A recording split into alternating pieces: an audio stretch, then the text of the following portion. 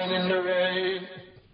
All right, former West Indies captain and leading batsman Christopher Gayle continues to be sidelined by the West Indies team. As to the reason, it is still not clear. But what is abundantly clear is that there is no immediate end in sight to this ongoing stalemate. Gayle recently published a statement outlining his position, to which the board published an immediate response. This morning, Gayle joins us to explain his position among other issues. Big man! Literally big man. Look on the man. Not that big, not that big. Thanks for joining us. Thanks, my good friend. Yeah, man.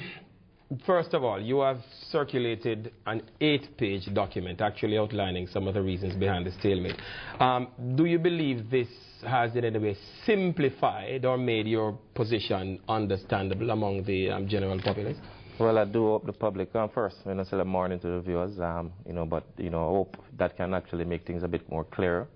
What I've said in that piece was basically, thought about it before actually, release it and those sort of things. So try and put these things together, and make sure I want to get the message across to each and every one to actually, know my views and know where I stand at this particular time. So I thought it was a written document, and help from my supporting team, which was wonderful, and hopefully you guys can get the message and know what's happening. All right, we're going to go into specifics and look a little bit at the document much later on. All right, let's start by asking, because you made several damning or interesting revelations which have opened a few eyes. Among them, your belief that you were put in a no-win situation since 2009. You call some names, Messrs. Clive Lloyd, CEO Ernest Hilaire, Joel Garner, among others. Are you of the belief that what it is with these people against you is actually personal?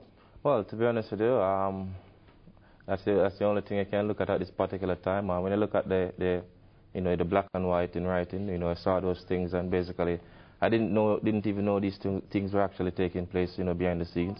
Being a captain out there as well, trying to do my best and try to do my best at West Indies as well to actually get on winning ways. But to come to think of it, when you actually sit back and look at it, and been working with all these guys, and then to find out that they weren't totally with you, so it's very frustrating, and it can actually destroy you as a player. Because I'm an individual. Once I'm working with a particular person, I give them my all, and I never basically try to antagonize anything or bring animosity in any sort of team. So I did my piece, and when I realized they weren't with me, then it was very devastating to actually find out about these things. That heartbreaking. But this is kind of interesting, because why would they just decide not to support you? And there is the belief that you're arrogant, you believe that you're bigger than the game, and they must come and talk to you. As a matter of fact, the board has released a statement too. They have responded to your statement here, saying that you're unrepentant, you're antagonistic, and you remain inflexible. How do you respond to that? And why would they say that? I guess that's their views, to be honest with you. A lot of things been happening, from 2009, and as captain, the CEO pointed out, even before he was actually, reinstated as the CEO, Gayle shouldn't be the captain and all these sort of things. So, I've been on tour, as captain in South Africa. We won that first, test match in South Africa. Clive Lloyd was the manager. I remember we actually celebrating a victory, there's history. And he was basically on the balcony by himself. And, we were everybody in the dressing room celebrating. And, new coach came in, Otis Gibson. Like I said, I gave him my all. We communicate a lot, before he was actually coach. So the respect level was actually there. And then to come to, to find out about all these things, I'm not the type of leader. I don't have the leader quality and, the knowledge of the game and all. But, those things, how can you look at these things and... But where do you believe that come from? Where would they start saying that? You are also good friends. Where would that actually start? Where would the communication started breaking down, and that level of trust and respect, where it all started breaking down? That's a good point. I can't say, because I haven't been in any one way. I haven't been in any problem with any particular board or anything like that.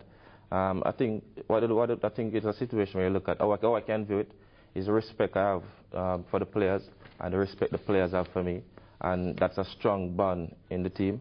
So I think that's where they try to target particularly me to actually get around to other players, because most things they'll throw to other players. I'll, intervene and say, this is, not right in particular way. So they see me as a particular target who can... okay. So in other words, you were a defender of the other players. Yeah, who can actually relate it to the players a bit more, and they can get more respect. I get more respect from the players, rather than them. It is, I suppose, fair to say that yourself and Otis Gibson may not have the best of relationships. Gibson has actually commented as well too on your statement, and he has basically dismissed all that you have said.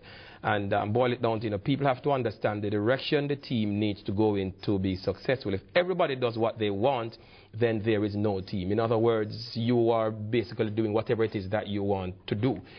You also made some damning allegations, He's a man who sought your advice when things were not going well. I could never imagine he would deliberately try to destroy my character, reputation, and livelihood, or question my commitment to West Indies cricket. I would not have believed until I saw it in black and white. These are strong, strong statements. Is this really true, or are you going overboard? No. I'll never go overboard to anyone. It's reality. It's a fact. I'm sure if you go on a couple website, you can actually look at and see the report that he wrote. Even he actually said it to me in person. That's when I actually found out about all these allegations which he has said about me. So nothing has been made up. It's all the truth. It's all fact. It's all stated in black and white. So, but we had a discussion. The last discussion we had was actually, with the manager and Otis Gibson. We sat and talked, and Wavell was present in the meeting, and Michael Hall. So I brought those people along to actually, hopefully, try and resolve things, and hopefully things can be, move forward, which each and everybody want to actually, happen at this particular time. We did make some progress in the meeting, but the body language and the response I'm getting back from the coach, it was actually, this is not a situation where we want Chris Gayle back in the team. Yeah, so that's what I gather. And yeah.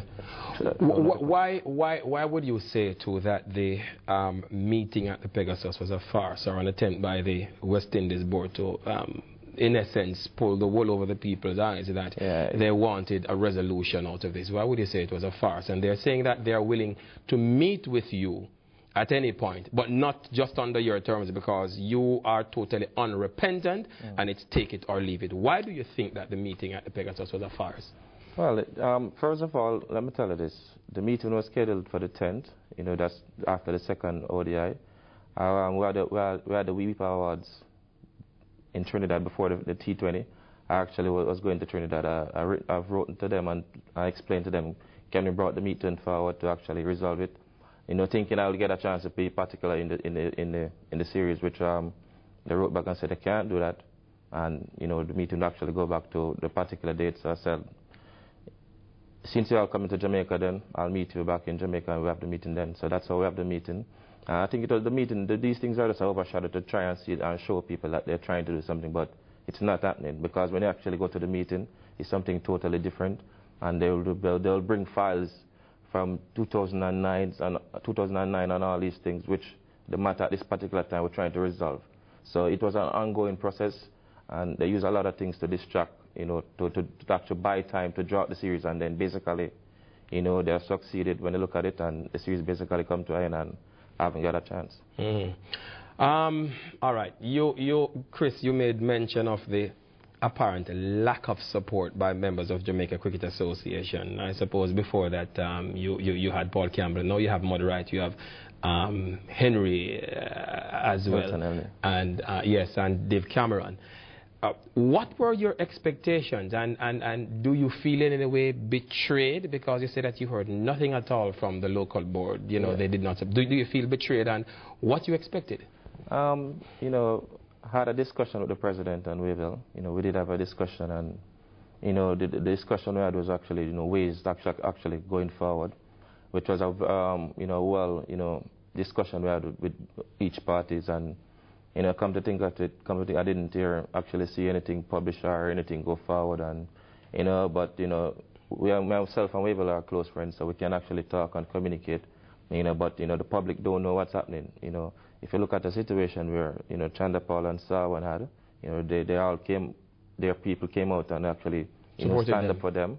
And, you know, they made progress and actually went back in the team. So nothing happened from my side, you know. But like I said in the letter, I wasn't asking for anything particular, big or huge. But actually, you know, you just know that, you know, Chris is here and he's a key player for us. And, you know, show some sort of character and, you know, put something out there. All right, Christopher Gayle is still with us. We're talking about his future in the West Indies team and what is actually happening between himself and the WICB. We're going to talk a bit more about that. We're going to talk about whether or not he has any visions of getting back onto the West Indies team and how he responded when he was likened to a Don by Professor Beckers. That and more when we return. Excuse me, Mr. Officer.